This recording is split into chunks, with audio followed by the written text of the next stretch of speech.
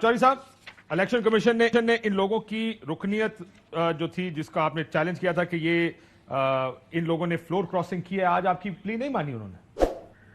भाई साहब, इससे मैंने एक ऑर्डर जो है वो अगर आप इनकी वेबसाइट पे भी मौजूद है, अभी तो रेफरेंस का डिटेल फैसला नहीं आया है।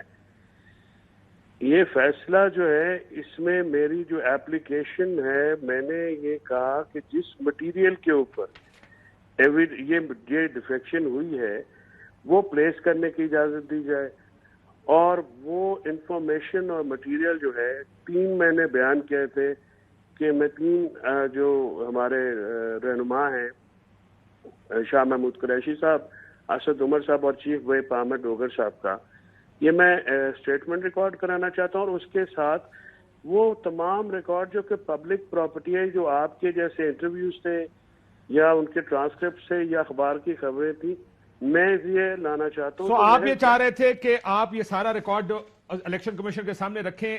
उन्होंने कहा कि बहुत लेट हो गया, ये मैं उनका फैसला पढ़ रहा था।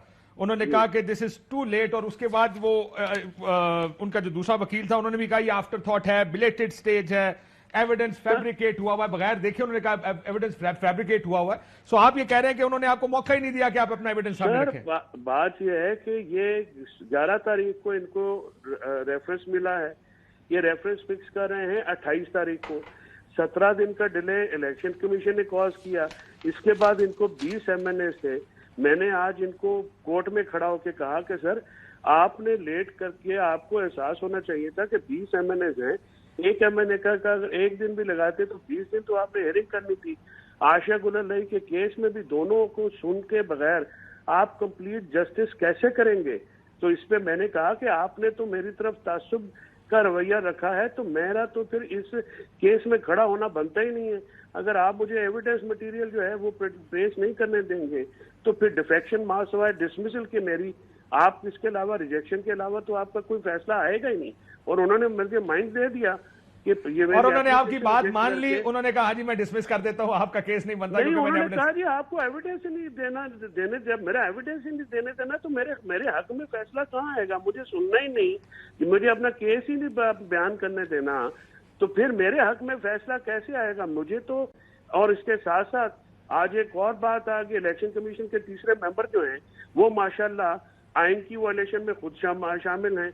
ओथ उन्होंने ली हुई आई की प्रोटेक्शन, वो रेफरेंस दायर किया गया जिसका सुप्रीम जुडिशियल काउंसिल में। मतलब देखिए ये तो हालात यहाँ पे हैं सर। हालात तो ऐसे ही रहते हैं पाकिस्तान में। बहुत शुक्रिया फैसल चौधरी साहब। मैं क्योंकि चाह रहा था कि इसके ऊपर तज्जिया ले लूं, ये आपका पॉइंट रिकॉर्ड पे आ गया। इमरान खान साहब वो कहते हैं मुझे एविडेंस नहीं देने दिया। ये जो फैसला लिखा है चीफ इलेक्शन कमिश्नर साहब की जाने से, बहुत बिलेटेड, बहुत देर से आए आप एविडेंस लेकर। आपको क्या लगता है? देखिए कई केसेस में तो सारा साल केस लटकते रहते हैं। यहां पर भी अगर फर्ज जैसे मैंने पहले कहा, मेरा ये मौक़िफ़ है कि जब तक वोट नहीं पड़ता तब तक शायद ये फैसला देना उनके खिलाफ बड़ा मुश्किल काम था।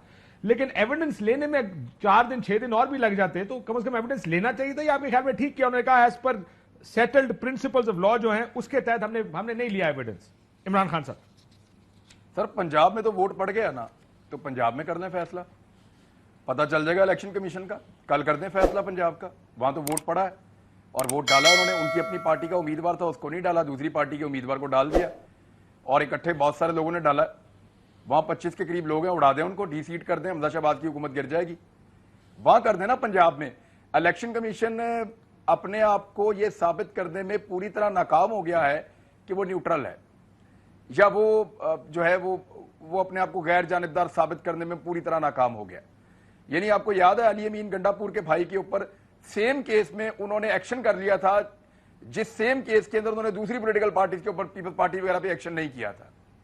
सो आप कहते हैं कि बड़ा ठीक, बहुत जी आप कह रहे हैं कि ये बायस्ड। मैं भट्टी साहब का क्विक व्यू ले लूं इस चीज के ऊपर। भट्टी साहब, अमूमन ऐसा होता है, देखें क्योंकि already election commission of Pakistan और चीफ इलेक्शन कमिश्नर खुसूसी तौर पर बहुत ज्यादा उसके रडार के सामने हैं, बहुत माइक्रोस्कोप के नीचे रहते हैं। अगर एविडेंस ले लेते फिर भी ये फैसला कर देते तो शायद कहते कि एविडेंस, क्योंकि उन्होंने वोट नहीं डाला इसलिए वो मुर्तकिब नहीं हुए 63A की वायलेशन के, तो ज्यादा बेहतर होता। अब तो तरीकन साहब आके कहेंगे जी आपने हमारा एविडेंस ही नहीं लिया। دیکھیں کاشف صاحب، میرے خیال میں سلیکشن کمیشن کا فیصلہ معافی چاہتا ہوں، الیکشن کمیشن کا فیصلہ بادی نظر میں ٹھیک ہے. میں نے جو پہلے بھی پتا کرتا تھا، اگر ووٹ پڑا ہی نہیں، فلور کراسنگ میں ہے کہ آپ عدم اعتماد یا فنانس بل میں اپنی پارٹی کے خلاف ووٹ کریں تو تب حال پر فلور کراسنگ ہوگی. لیکن پنجاب میں تو ہوئی ہے نا بٹی صاحب، اس پہ تو کوئی شک نہیں ہے.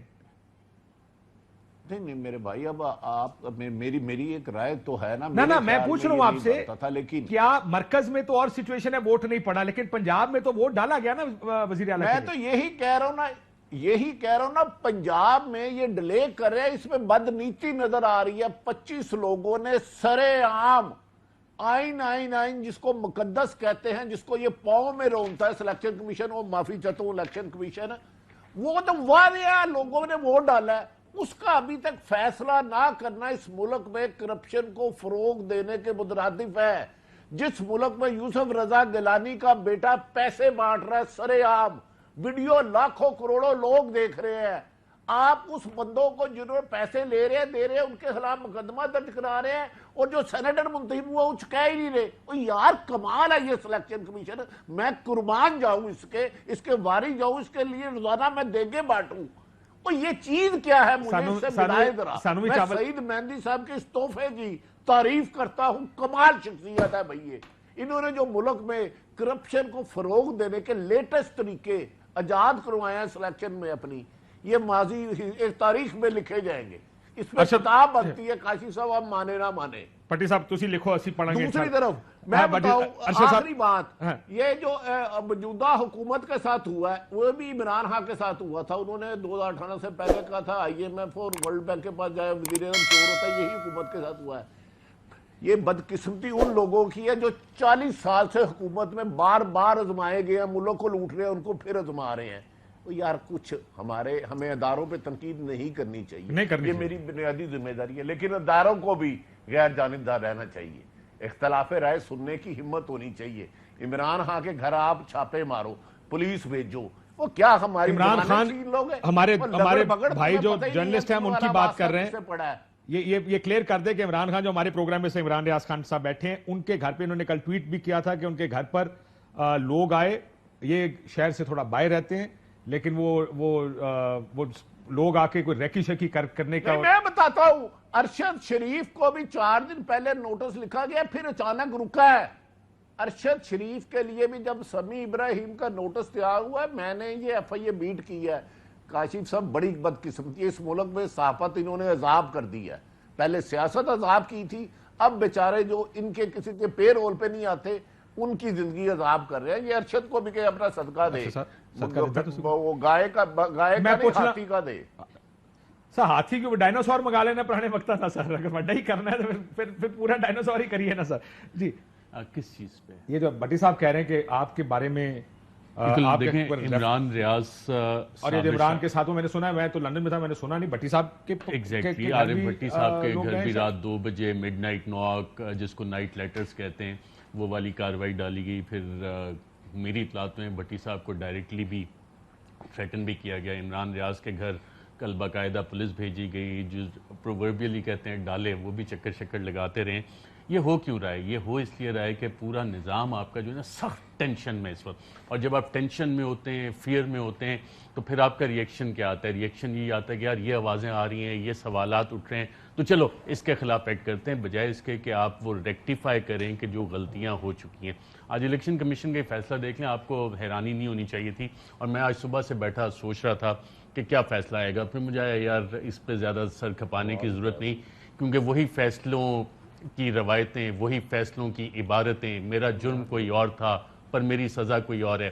اور اسی غزل کا جو پہلا شعر ہے کہ میں خیال ہوں کسی اور کا، مجھے سوچتا کوئی اور ہے، سر آئینہ میرا عکس ہے، پس آئینہ کوئی اور ہے. تو یہ ساری چیزیں آپ کو جب پتہ ہوں تو جیسے بھٹی صاحب نے بھی کہا کہ یہ فیصلوں پہ اس طرح سے. عدیل راجہ صاحب آپ سے ایک خصوصی سوال پوچھنا چاہتے ہیں. وہ یہ کہہ رہے ہیں کہ جو ایویڈنس دینا تھا فیصل چودھری صاحب نے، کچھ میں تینوں مہمانوں کا وہ کر دوں. ابھی جو ایک موک الیکشن ہوا تھا، آپ کو یاد ہوگا، جب اسمبلی کا اجلاس ملتوی کر دیا گیا تھا قاسم سوری کی رولنگ کے بعد، تو اس میں لوگوں نے کھڑے ہو کے ووٹ ڈالے تھے اور 180 سم تھنگ ووٹس پڑے تھے، اور اس میں ان لوگوں نے ووٹ ڈالا تھا.